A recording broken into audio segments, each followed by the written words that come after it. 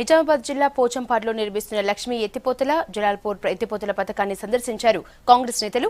లక్ష్మీ ఎత్తిపోతల water grade పనుల ఆలస్యంపై నేతలు మండిపడ్డారు. 3 ఏళ్ల క్రితమే పూర్తి కావాల్సిన పనులు ఇంకా కొనసాగడంపై ఆగ్రహం వ్యక్తం చేశారు. మే నెల వరకు పనులు పూర్తి చేయకపోతే ఆందోళన చేపడతామని అన్నారు. గత 2 సంవత్సరాల నుంచి మన రాష్ట్రంలో తీవ్రమైన కరువు పరిస్థితులు ఎదుర్కొంటున్నాం.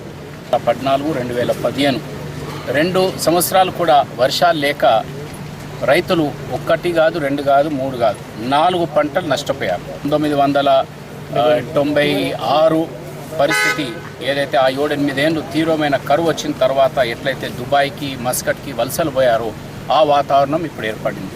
ఈ ప్రభుత్వానికి ఒక బాధ్యత ఉంటుంది. వర్షాలైతే కురిసించే వారికి ఆ శక్తి లేదు కాబట్టి, ఎందుకంటే భగవంతుడిపై ఆధారపడి ఉంటుంది. కానీ ఇటువంటి వాతావరణం ఉన్న సమయంలో రైతులకు ఆత్మవిశ్వాసం పెంచాడు, రైతులకు ఒక నమ్మకం కల్పించాడు, రైతులకు ఒక ధైర్యం కల్పించే బాధ్యత ప్రభుత్వంపై ఉంటుంది. ఏకమైన ఎత్తిపోతల పథకం ఈ జిల్లాలో ఏర్పాటు చేశాం. పూర్తి చేయలేని పరిస్థితి కొన్ని ఎత్తిపోతలకు ఉన్నాయి. ఉదాహరణకు లక్ష్మీ కెనాల్ కింద 4-5 మండలాలు దాని కింద ఉన్నాయి. దానికి కావాల్సింది ఒక ప్రత్యేకమైన ఎత్తిపోతల పథకం. అది కేవలం 5% పనులు మిగిలినే ఉన్నాయి.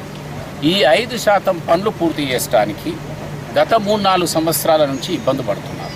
మీరు ఇంకా నెల రోజుల సమయం ఇస్తాం, మీరు మే 15th వరకు ఈ స్కీమ్ని పూర్తి చేయండి.